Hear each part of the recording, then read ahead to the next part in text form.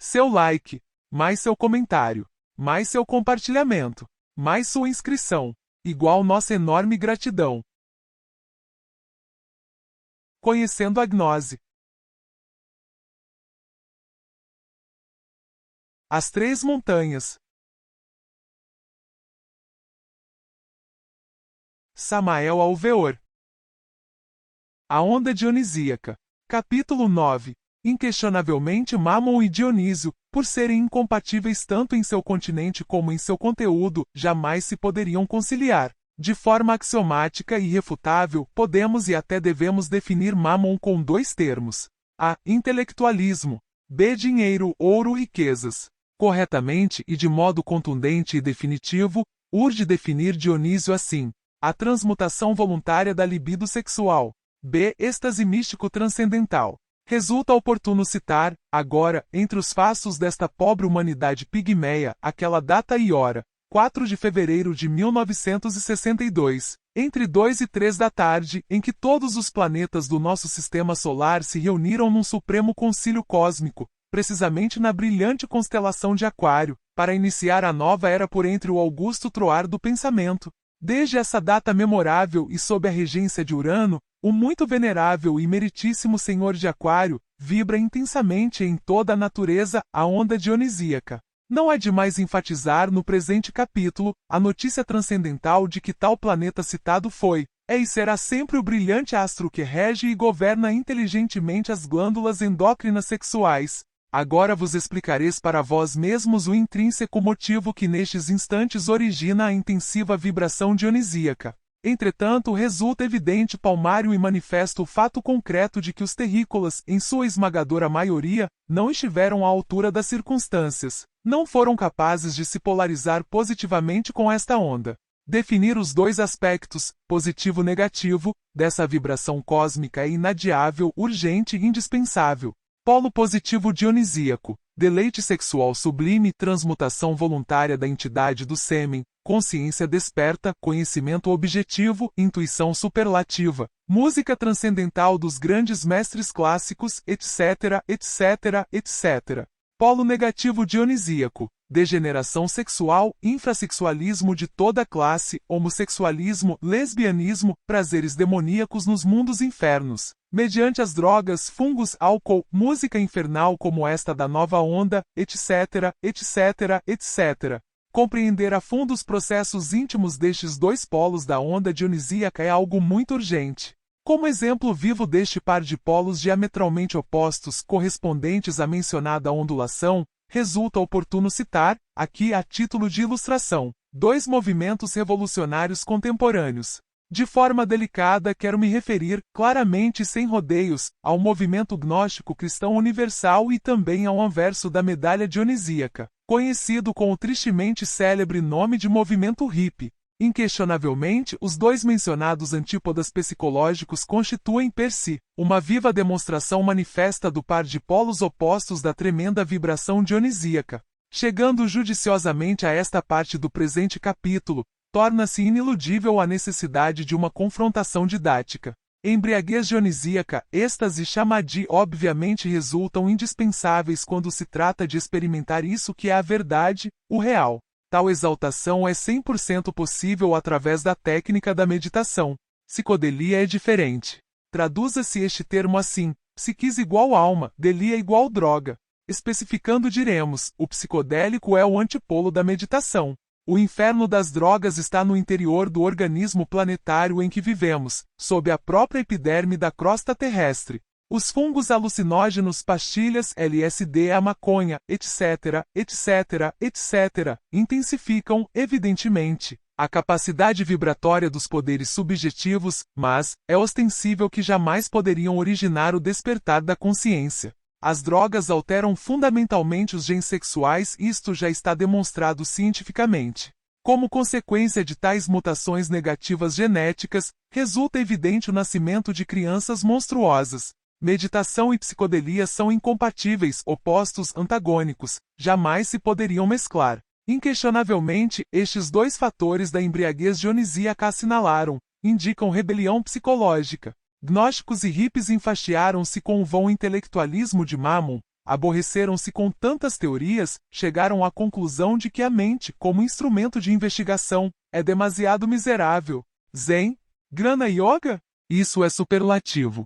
Existem dentro de nós, em estado latente, faculdades de cognição infinitamente superiores à mente. Mediante estas últimas podemos experimentar de forma direta, isso que é o real, isso que não é do tempo. O movimento hippie preferiu o inferno das drogas, indubitavelmente definiu-se perversamente.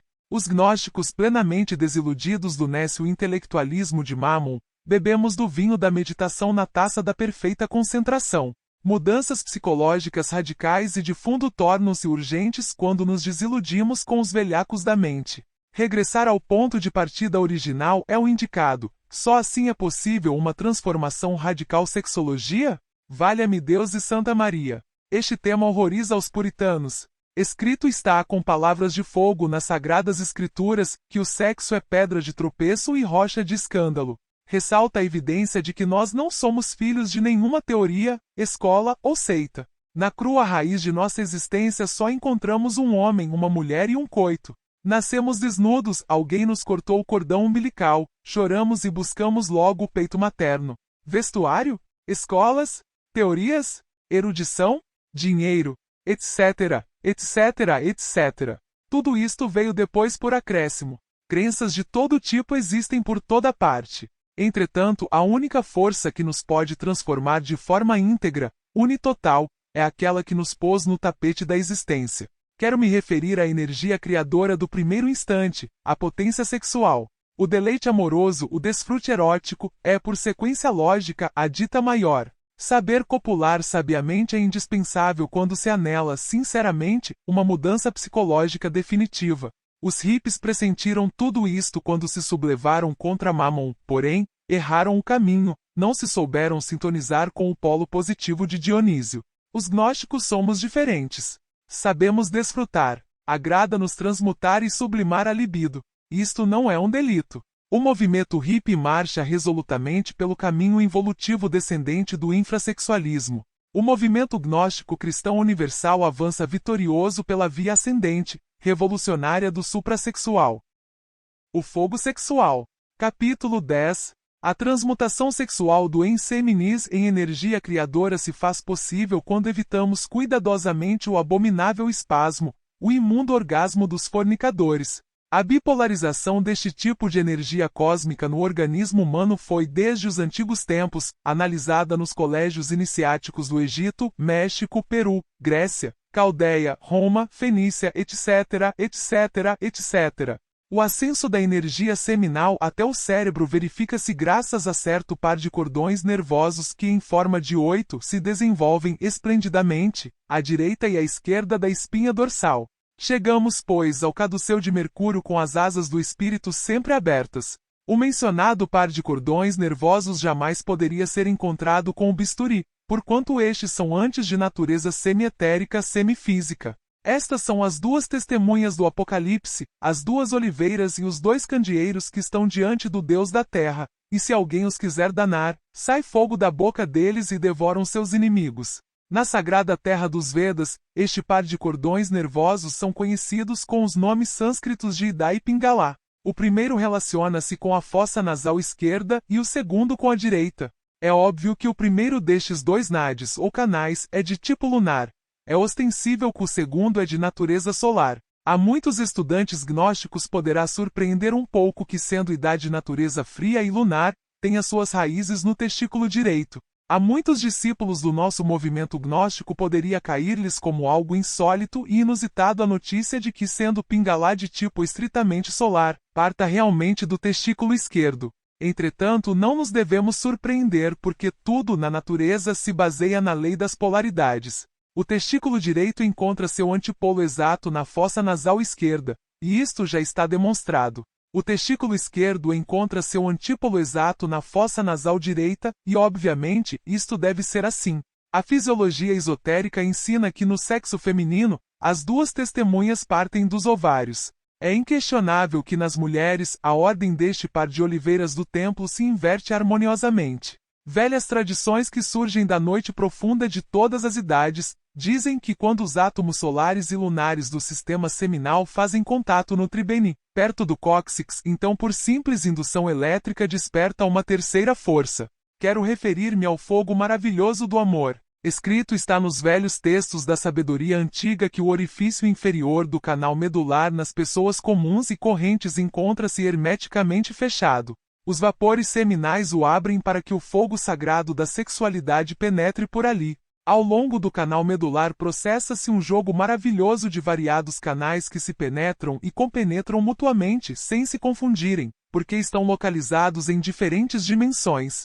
Recordemos o Sushumna e outros como o Vaja, o Chitra, o Centralize e o famoso Brahmanadi. Por este último acende o fogo do deleite sexual, quando jamais cometemos o crime de derramar o sêmen.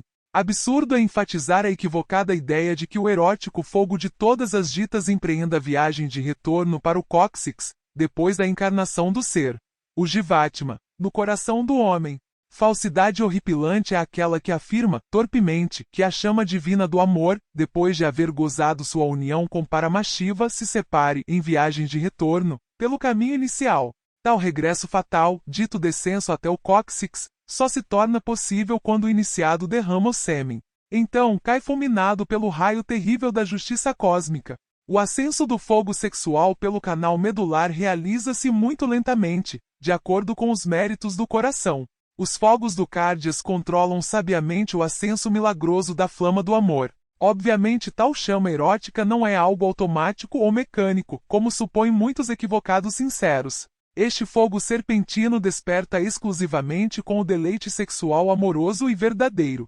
Jamais acenderia a flama erótica pelo canal medular de casais unidos por mera conveniência pessoal. Seria impossível o ascenso da chama santa na espinha dorsal de homens e mulheres adúlteros. Nunca subiria o fogo das delícias sexuais na espinha dorsal daqueles que atraiçoam um guru. Jamais acenderia o fogo sexual pela medula dos beberrões, afeminados, lésbicas, drogados, assassinos, ladrões, mentirosos, caluniadores, exploradores, cobiçosos, blasfemos, sacrílegos, etc., etc., etc. O fogo dos gozos sexuais é semelhante a uma serpente de maravilhas que, quando desperta, emite um som muito similar ao de qualquer víbora assolada por um pau. O fogo sexual, cujo nome sânscrito é Kundalini, desenvolve-se, revoluciona e acende dentro da aura resplandecente do Mahashol. O ascenso da flama das ditas ardentes ao longo do canal espinhal, de vértebra em vértebra, de grau em grau, resulta, em verdade, muito lento. Jamais subiria instantaneamente como equivocadamente supõem algumas pessoas que não possuem informação correta.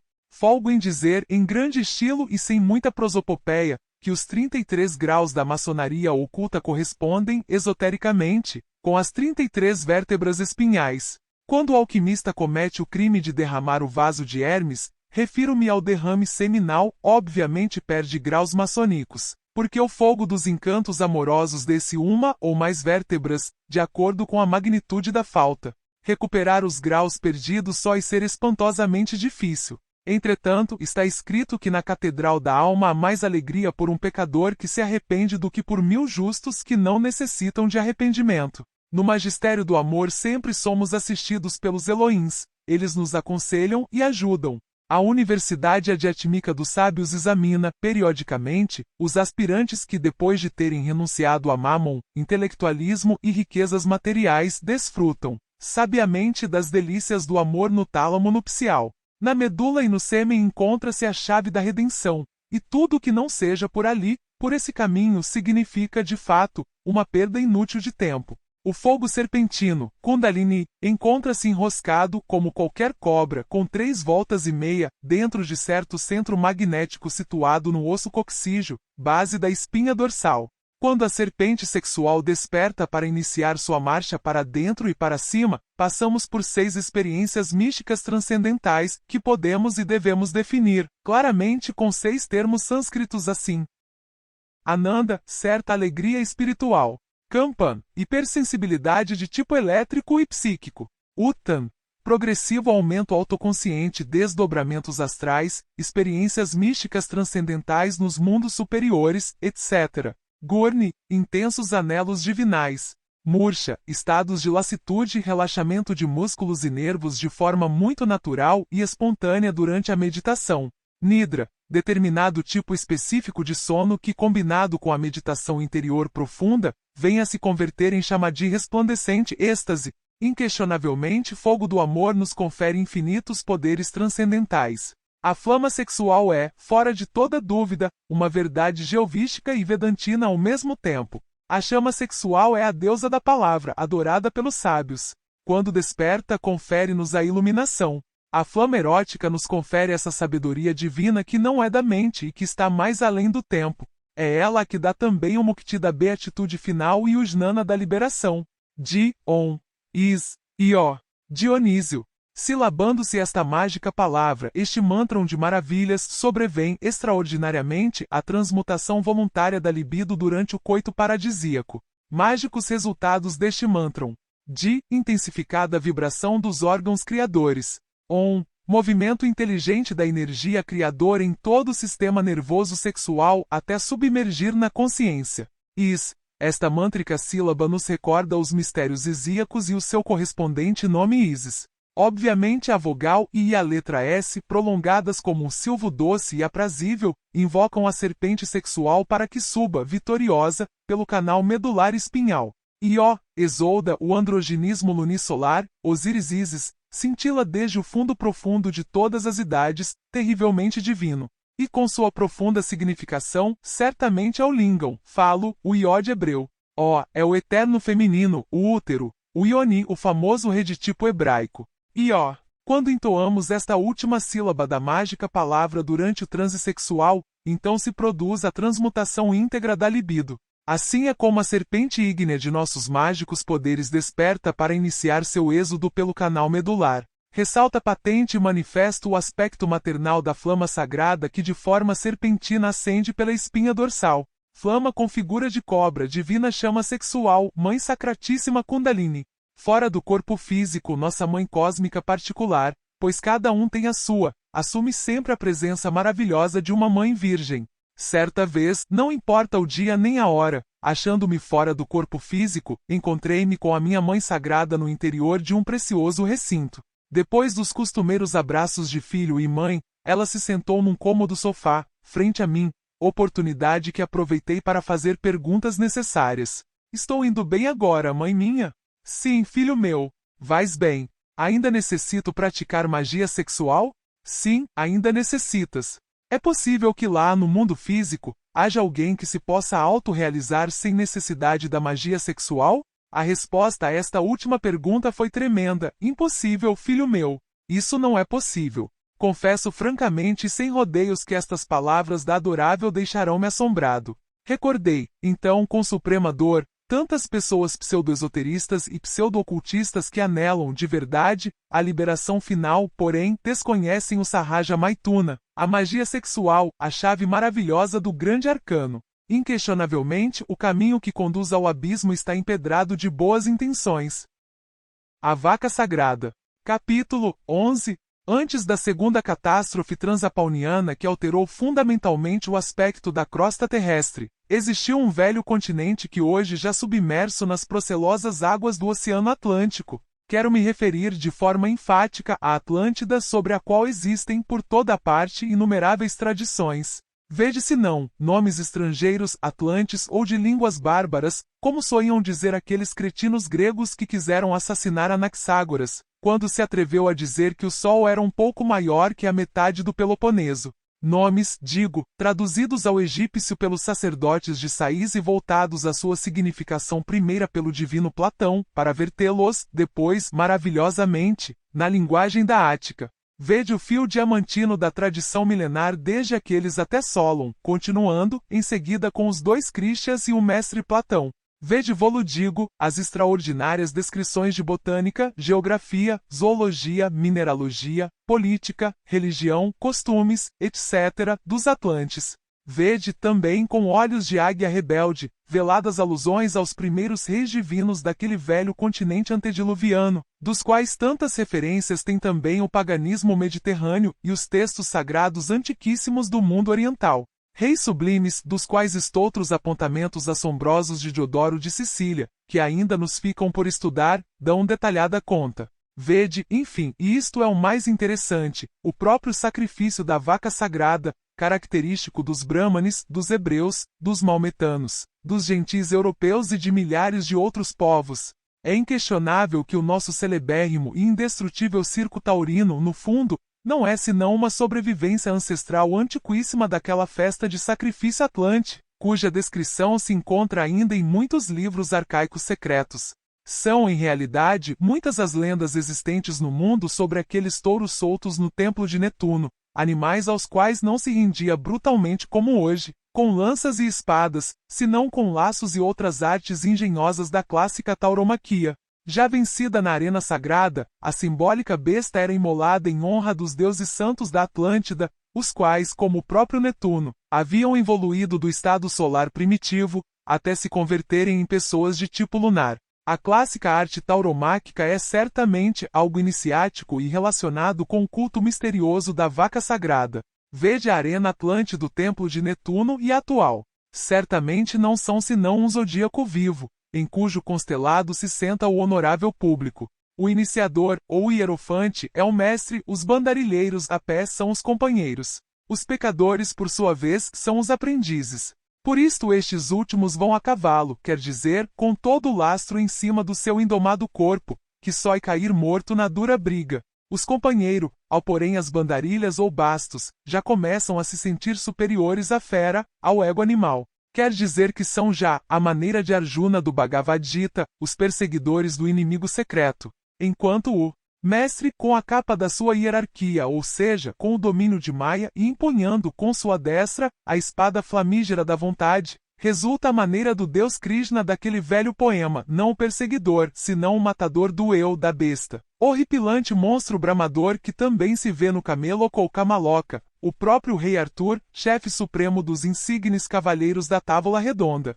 É, pois, a resplandecente tauromaquia atlante uma arte régia, profundamente significativa, porquanto nos ensina, através de seu brilhante simbolismo, a dura briga que nos deve conduzir à dissolução do eu. Qualquer visão retrospectiva relacionada com o esoterismo taurino é indubitável que nos pode conduzir a místicos descobrimentos de ordem transcendental. Como fato de atualidade imediata, não é demais citar o profundo amor que sente o toureiro por sua virgem. É ostensível que a ela se entrega totalmente antes de aparecer com seu traje de luzes na arena. Isto vem a nos recordar os mistérios isíacos, o sacrifício terrível da vaca sagrada e os cultos arcaicos de Io, cujas origens provêm solenes do amanhecer da vida em nosso planeta Terra. Resulta patético, claro e definitivo que somente Io, Devi Kundalini, a vaca sagrada das 5 patas, a mãe divina, possui na verdade esse poder mágico serpentino que nos permite reduzir à poeira cósmica o ego animal, a besta bramadora da arena da existência. As vogais Io constituem em si mesmas o número 10 da geração e a razão da circunferência ao diâmetro. Obviamente Io é, pois, o número Pipitar, o tremendo mistério masculino-feminino. Io também é a suástica, forral ou a eletricidade sexual transcendente que se representam com a cruz dentro do círculo e símbolo da Terra, sobre cujo tema se poderia escrever todo um livro. Escrito está com letras de fogo no livro da vida que tal símbolo da suástica, em forma de coordenada matemática, existiu em todos os países da Terra, desde a noite dos séculos. Necessitamos com suma urgência inadiável converter-nos em vaqueiros, quer dizer, em sábios condutores da vaca sagrada. A venerável grande mestra HPB viu realmente no Indostão uma autêntica vaca de 5 patas. Era um verdadeiro capricho da natureza, um milagre imaculado, branquíssimo, inefável. Dom Mário Roso de Luna disse que aquela singular criatura levava a 5ª pata na giba e que com ela espantava as moscas ou se coçava. O curioso animal era conduzido por um jovem da seita Sadhu. O jovem alimentava-se exclusivamente com o leite desta misteriosa vaca. Ressalta Palmário e manifesta o simbolismo esotérico maravilhoso e esplendente da vaca das 5 patas. Vivíssima expressão manifesta dos 5 desdobramentos da nossa divina mãe Kundalini muito particular. Recordemos o signo do infinito, o 8 estendido horizontalmente e igualado a um 5. O que dá lido literalmente, infinito igual a 5. Quer dizer, O infinito é igual a pentalfa, a vaca inefável das 5 patas, a estrela e 5 pontas, o pentágono regular estrelado, que deteve Mefistófeles quando acudiu à evocação bruxesca do Dr. Fausto. Definir estes 5 aspectos é indispensável para o bem de todos e de cada um de nossos estudantes. A imanifestada Kundalini. B. Ísis inefável, casta Diana, sabedoria, amor, poder. C. A Hécate grega, a Prosérpina egípcia, a Coatlicue asteca, a rainha dos infernos e da morte. Terror de amor e lei. D. A mãe natura particular individual, aquela que criou nosso corpo físico, e a maga elemental instintiva, aquela que originou nossos instintos. O vaqueiro, o condutor da vaca sagrada, pode e deve trabalhar no magistério destes 5 poderes da pentalfa. Solenemente declaro enfaticamente o seguinte: eu trabalho diretamente com os 5 poderes da vaca sagrada. Ilustrar, esclarecer, ensinar sobre a pentalfa é um dever, porém, prefiro fazê-lo com relatos vividos. Primeiro relato. Dizem que entre o sublime e o ridículo não há mais que um passo, e isto é axiomático. Recordai por um momento as bacantes, quando estavam no período de seu furor orgiástico. Belezas femininas polarizadas positivamente com a onda dionisíaca, ninfas dos bosques e das montanhas perseguidas pelos silenos lascivos. Vede, agora, as mênades ridículas, negativamente polarizadas com a onda de Dionísio. Bailarinas desenfreadas no furor de sua loucura sagrada. Mulheres hippies da antiga Grécia. Fêmeas prostitutas excitadas pelas drogas, em plena embriaguez dionisíaca. Os sacrifícios humanos e de animais as faziam ainda mais perigosas. Foram as mênades luxuriosas que mataram Orfeu e a lira maravilhosa caiu sobre o pavimento do templo, feita em pedaços. Uma vez relatava a meus amigos cômicos episódios relacionados com um passado boêmio. Obviamente não podiam faltar em tal comicidade o fruto fermentado da videira e as bacantes no cúmulo de seu furor orgiástico. Ridículas cenas daqueles tempos idos em que eu andei pelo mundo, este do Kali Yuga, como Bodhisattva caído. Entretanto, existem momentos estelares da humanidade. Um recordatório cósmico só em verdade ser muito necessário. Fora do veículo físico em corpo astral, sob a zona tridimensional de Euclides, tive que entrar no mundo soterrado. O que sucedeu depois foi espantoso em grande estilo. O que ali vi na horrível região submersa, foi o mesmo que antes viram os Hoffman, os Edgar Poe, os Blavatsky, os Bulwer Lytton de todos os tempos. O mesmo que nos pinta Espronceda com seus coros demoníacos, com as angústias do poeta, com suas vozes discordes dos que levam sem rumo a nave da vida, fiando-se loucos, do vento das paixões e do tenebroso mar da dúvida no bem obrar, dos que fatais desposam com o destino, dos que orgulhosos, querem alçar torres de Babel de ambições nécias, dos que mentem, dos que combatem por mundanas glórias, dos que se enlodam no prazer da orgia, dos que cobiçam o ouro, dos ociosos que odeiam o trabalho fecundo e criador, dos malvados, dos hipócritas e demais vítimas do proteu do egoísmo, enfim. Apareceram garras, dentes, cornos, trombas, aguilhões, beiços, caudas, asas dentadas, dilacerantes anéis que ameaçavam aniquilar-me qual ínfimo gusano. Aos meus ouvidos mágicos chegaram, nesses momentos, muitos sons horripilantes, alaridos, uivos, sibilos, relinchos, chiados, mugidos, grasnidos, miados, ladridos, bufares, roncos e crocitares. Submerso me encontrei no lodo de tanta miséria, a angústia apoderou-se de mim, aguardava, ansiosamente, um bálsamo para sanar meu dolorido coração. Não eram vãs as elucubrações desses grandes videntes do astral que se chamaram alquimistas, cabalistas, ocultistas, esoteristas, iogues, gnósticos ou simplesmente poetas. De repente algo insólito acontece além das lamacentas águas do Aqueronte. Gira sobre seus gonzos de aço a horrível porta que dá acesso à morada de Plutão. Intensamente emocionado, estremeço, pressinto que algo terrível sucedeu. Não estou equivocado. Vejo-a. É ela. A imanifestada Kundalini transpus o umbral onde moram as almas perdidas. Magnífica Madonna, excelente, extraordinária e terrivelmente divina, acerca-se de mim com passo magistral. Não sei o que fazer, estou confuso, sinto temor e amor simultaneamente. Recordatório cósmico. Recriminação? Fala adorável com voz de paraíso, bendiz-me, e depois, continua seu caminho como quem vai para as espantosas muralhas da cidade de Dite. No fundo da minha consciência senti nesses momentos como se ela quisesse também ajudar a outros que moram em torno da cidade da dor, onde já não poderemos entrar sem injusta indignação. Olhando desde a alta torre de ardente cúspide, contam que viu Dante aparecer de improviso as 3 fúrias infernais, as quais, segundo se diz, tinham movimentos e membros femininos. Tudo isto o recordei instantaneamente, de modo algum queria eu, mísero mortal do lodo da terra, converter-me num habitante a mais da cidade da dor. Afortunadamente, tive a imensa dita de poder sair das entranhas do Averno para aparecer à luz do sol. Outro dia, logo de manhã, alguém bate à minha porta. É um velho professor do ensino secundário. Aquele bom homem me convida a uma festa de graduação. Sua filha concluíra os estudos com pleno êxito. Impossível declinar seu convite. É um amigo e até lhe devo certos favores. De modo algum estou disposto a depreciá-lo. Depois de todos os conhecidos arranjos pessoais, litelantes e minha insignificante pessoa que nada vale, saímos de casa com o ânimo de chegar à morada do professor. Muitas pessoas elegantemente vestidas nos receberam muito cordiais na régia mansão. Música deliciosa ressoava na habitação. Pessoas alegres iam e vinham por aqui, por lá e acolá, ditosos casais dançavam sobre mácio tapete. Várias vezes meu esplêndido anfitrião veio até nós com o propósito de nos brindar o fermentado vinho.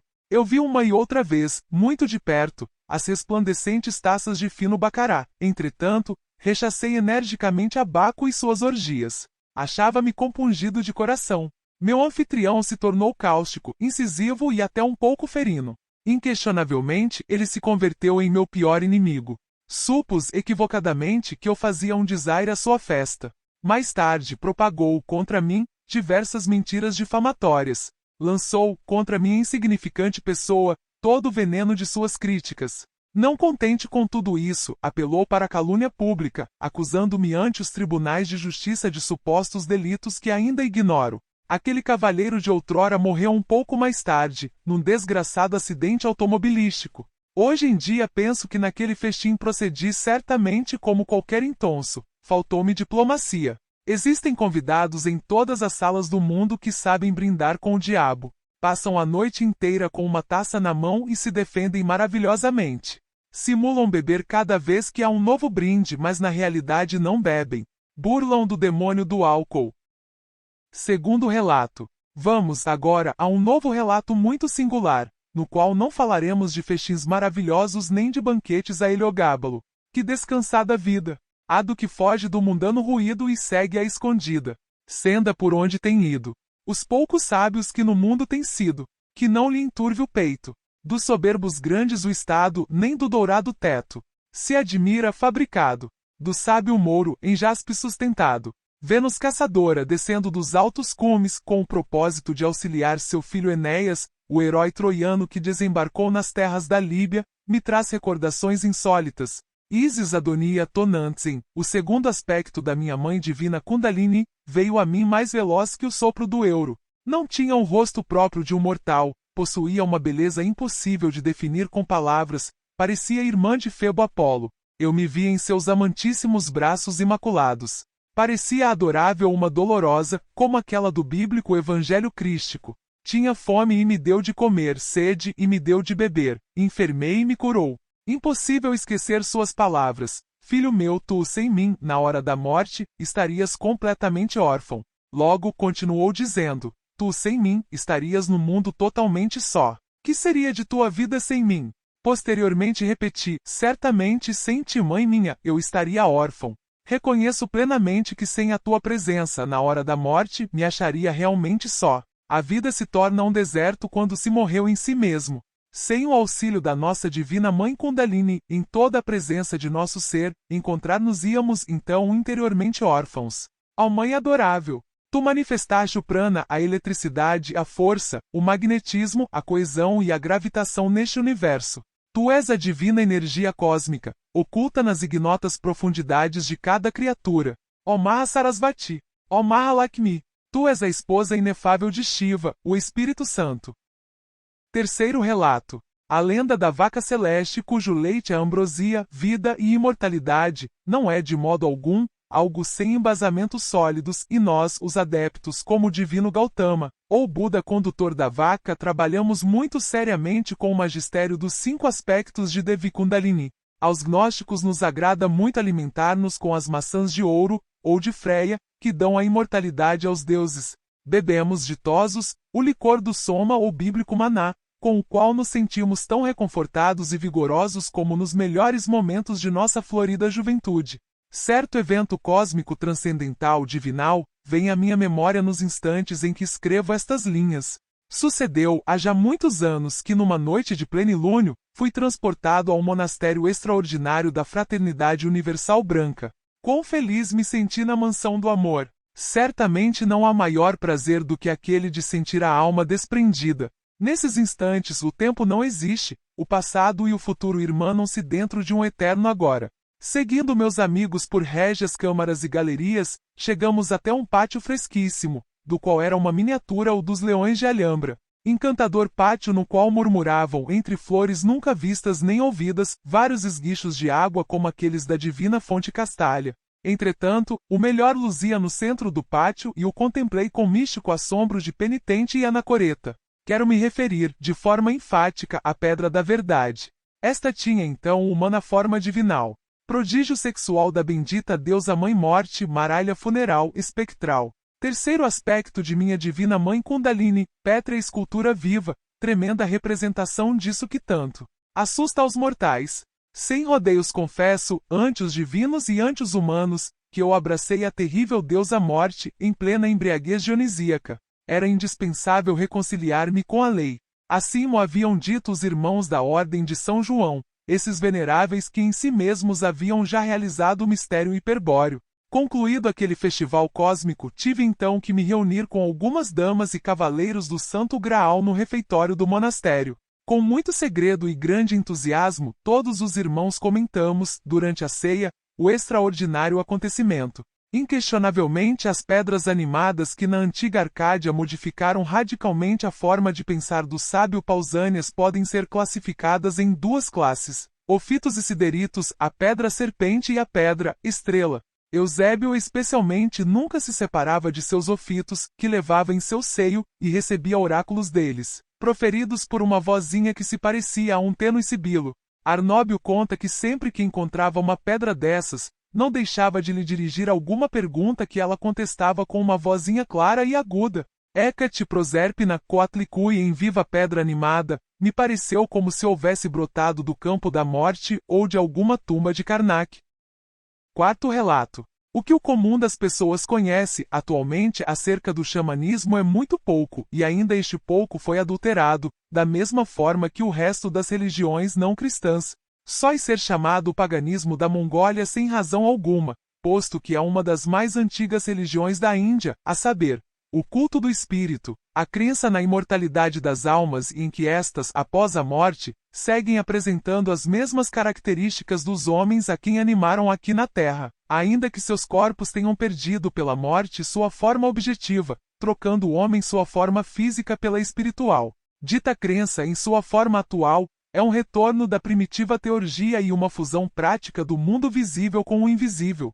Quando um estrangeiro naturalizado no país deseja entrar em comunicação com seus invisíveis irmãos, tem que assimilar sua natureza, isto é, deve encontrar estes seres, andando a metade do caminho que deles os separa, e enriquecido, então, por eles com uma abundante provisão de essência espiritual, dotá-los ele, por sua vez, com uma parte de sua natureza física para colocá-los, desta maneira, em condições de se poder mostrar, algumas vezes, em sua forma semi-objetiva, da qual de ordinário carecem. Semelhante processo é uma troca temporal de naturezas, chamado comumente teurgia. As pessoas vulgares chamam de feiticeiros aos xamãs, porque se diz que evocam os espíritos dos mortos com o fim de exercer a nigromancia. Porém, o verdadeiro xamanismo não pode ser julgado por suas degeneradas ramificações na Sibéria. Do mesmo modo que a religião de Gautama Buda não pode ser confundida com o fetichismo de alguns que se dizem seus sequazes, em Sião e Birmânia. Inquestionavelmente as teúrgicas invocações tornam-se mais simples e eficazes quando se opera magicamente com o corpo físico totalmente submerso na 4ª dimensão, percorrendo para dentro e para cima a metade do caminho que dos seres queridos nos separa, podemos encontrar-nos com nossos mortos queridos cara a cara. Obviamente resultaria mais fácil tudo isto andando a totalidade do caminho. Com o corpo físico submerso dentro da quarta coordenada, podemos, como Jâmblico, invocar os deuses santos para conversar com eles pessoalmente. Entretanto, é ostensível que necessitamos, com urgência máxima, de um ponto de apoio, uma alavanca que nos permita realmente saltar, com corpo físico e tudo, para a quarta dimensão. Cabe oportunamente citar, aqui, aquela famosa frase de Arquimedes: dai-me um ponto de apoio e moverei o universo. Já no 8º capítulo deste livro falamos com muita ênfase sobre o agente mágico dos estados jinas. Quero referir-me claramente ao quarto aspecto de Devi Kundalini. Este é o ponto de apoio para a quarta vertical. Nos instantes em que escrevo estas linhas, vêm à minha mente algumas lembranças, magníficas evocações divinais. Aconteceu que numa noite outonal, resolvi beber do vinho da meditação na taça da perfeita concentração. O motivo de minha meditação foi minha mãe natura particular, o quarto aspecto da serpente ígnea de nossos mágicos poderes. Orar é conversar com Deus, e eu conversei com a adorável, suplicando-lhe com verbo silencioso que me levasse, com corpo físico, ao paraíso terrenal, a quarta dimensão. O que depois aconteceu na noite do mistério foi assombroso. Assistido pela inefável, levantei-me do leito. Quando abandonei minha morada e saí à rua, pude evidenciar que meu corpo físico havia penetrado na quarta dimensão. Ela me levou aos bosques mais profundos do Éden, onde os rios de água pura da vida vertem leite e mel. Virgem, senhora de arborizados cumes, tudo cala ante-te, a ibéria inculta, o gaulês que ainda morrendo ardente desafia, e o sicambro feroz que por fim rendendo as armas humilhado te respeita. Adorável Madonna minha! Pelos deuses que do alto céu governam na terra os mortais, imploro sempre teu auxílio. O rosto da minha mãe natura era como de uma beldade paradisíaca, impossível de descrever com humanas palavras. Seu cabelo parecia como uma cascata de ouro, caindo deliciosamente sobre seus ombros alabastrinos. Seu corpo era como o da Vênus mitológica, suas mãos, com dedos cunicos formosíssimos e cheios de gemas preciosas, tinham a forma crística.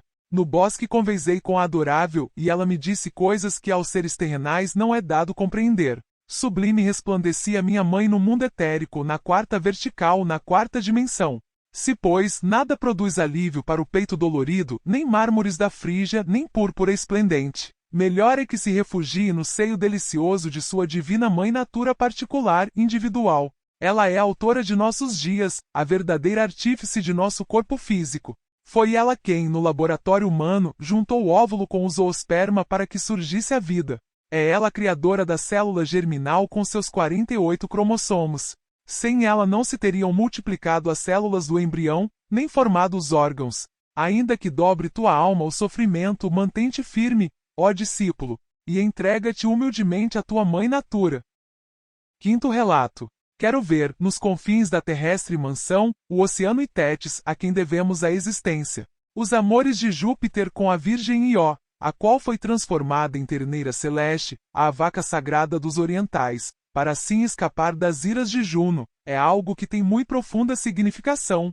Daqui, pois, o primeiro Júpiter da teogonia grega, pai de todos os deuses, senhor do universo e irmão de Urano ou Uranas, quer dizer, o fogo e a água primitivos, pois, é sabido, segundo o clássico, que no panteão grego figuram cerca de 300 Júpiteres. Em seu outro aspecto de Jové, ou Ió-Dev, é o Jeová macho-fêmea, andrógenos coletivos de Elohim dos livros mosaicos, Adancadmon dos cabalistas. O Iachou ou Inacho da Anatólia, que também é Dionísios, cuja onda vibratória tornou-se muito intensa com a entrada do Sol na brilhante constelação de Aquário. Jesus, o grande Kabir, jamais rendeu culto ao antropomórfico Jeová das multidões judaicas.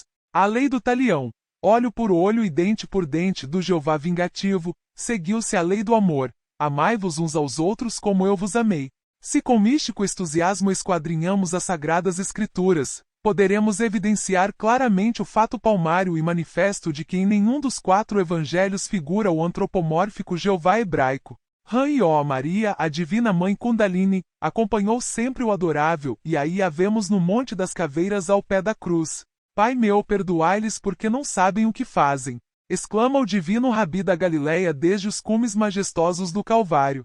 Inquestionavelmente o bendito Senhor de perfeições só adorou a seu Pai que está em secreto, e a sua divina Mãe Kundalini. Em outras palavras diremos, o grande Kabir Jesus amou profundamente Iod-Ev, o divino macho-fêmea interior. Iod é certamente a monada particular, individual de cada qual, o Shiva indostânico, o arquierofante e arquimago, o primogênito da criação, o velocino de ouro, o tesouro do qual nos devemos apoderar depois de vencer o dragão das trevas. Ev é o desdobramento de Iod, a divina esposa de Shiva, nossa mãe Kundalini individual, a vaca sagrada de 5 patas, o mistério esotérico da pentalfa.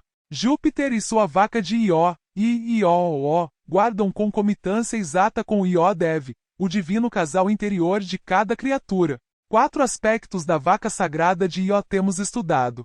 Continuemos agora com o 5º mistério. Existem no caminho esotérico intervalos cósmicos transcendentes e transcendentais. Depois de haver ingressado no templo dos 2 vezes nascidos, tive que passar por um desses intervalos. Quero me referir de forma enfática a uma suspensão sexual, a um período de abstenção que durou vários anos. No ínterim dediquei-me com exclusividade absoluta à meditação interior profunda. Objetivo: dissolver o eu psicológico, o mim mesmo, o si mesmo, o qual é certamente um nó na energia cósmica, uma trava que devemos reduzir à poeira cósmica. Compreender de forma íntegra cada um de meus defeitos psicológicos pareceu-me fundamental, mas eu quis ir um pouco mais longe pelo caminho da meditação. Compreensão não é tudo. Necessitamos, com urgência máxima inadiável, capturar o profundo significado daquilo que compreendemos. Qualquer devoto do real caminho se pode ter dado ao luxo de compreender um defeito psicológico em todos os territórios da mente, sem que, por isso, tenha logrado a apreensão de seu profundo significado. Tratando de compreender meus próprios defeitos em todos os reconcavos da mente, resolvi converter-me em inimigo de mim mesmo. Cada defeito foi estudado em separado e de forma muito ordenada. Jamais cometi o erro de querer caçar 10 lebres ao mesmo tempo.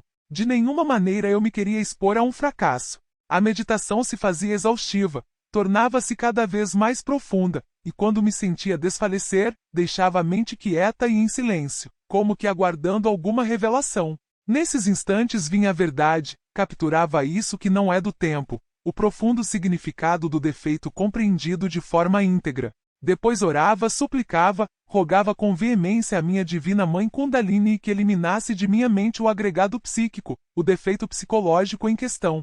Assim, pouco a pouco, com esta didática, com este modus operandi, consegui, durante esta pausa sexual, eliminar uns 50% desses elementos subjetivos e infra-humanos que levamos dentro e que constituem o ego, o eu. Entretanto, é evidente que tudo na vida tem um limite. Há escalas e escalas, graus e graus. Este trabalho se fez espantosamente difícil quando tive que enfrentar os elementos infra-humanos mais antigos. Inquestionavelmente minha Mãe Divina necessitava de armas superiores. Lembrei-me da lança de Eros, o emblema maravilhoso da sexualidade transcendente, porém encontrava-me numa pausa. Que fazer? Sem dúvida já me havia sido entregue um desiderato cósmico, e certo imperativo categórico me exigia descer, outra vez, a frágua acesa de Vulcano, o sexo, mas eu não havia compreendido. Havia sido transportado às montanhas do mistério. Tinha visto em ação as terríveis forças do grande arcano. Em vão lutei contra o imperativo categórico das ondas dionisíacas. Eram certamente espantosamente divinas, onipotentes. Esses poderes sobrenaturais pareciam uma hecatombe apocalíptica. Senti como se tais forças pudessem fazer saltar a terra em pedaços. Quando quis buscar, indagar, inquirir sobre a origem de tais forças e poderes sexuais, encontrei-me frente a frente com a maga elemental, com minha divina mãe Kundalini em seu 5º aspecto. Certamente a havia visto belíssima, do tamanho de um gnomo, ou pigmeu, muito pequena. Ela vestia branca túnica e longa capa negra que arrastava pelo solo. Sua cabeça estava coberta com uma touca mágica muito especial. Junto a uma das colunas simbólicas da maçonaria oculta, a adorável me havia ordenado uma nova descida à 9ª esfera, o sexo. Desgraçadamente eu havia acreditado que se tratava de alguma prova e por isso continuava em desobediência. Certamente estava lerdo na compreensão, e isso me estava estancando. Passado algum tempo de mortais lutas contra certo agregado psíquico muito infra-humano que resistia violento em desaparecer, tive que apelar para a lança de Longibus. Não me restava outra solução. Apelei à eletricidade sexual transcendente. Supliquei a minha divina mãe Kundalini e durante a cópula metafísica, roguei-lhe ansioso para que empunhasse a lança de Eros. O resultado foi extraordinário.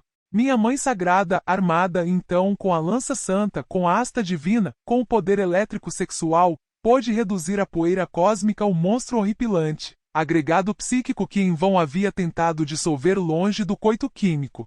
Assim foi como abandonei minha pausa sexual e voltei à forja dos cíclopes.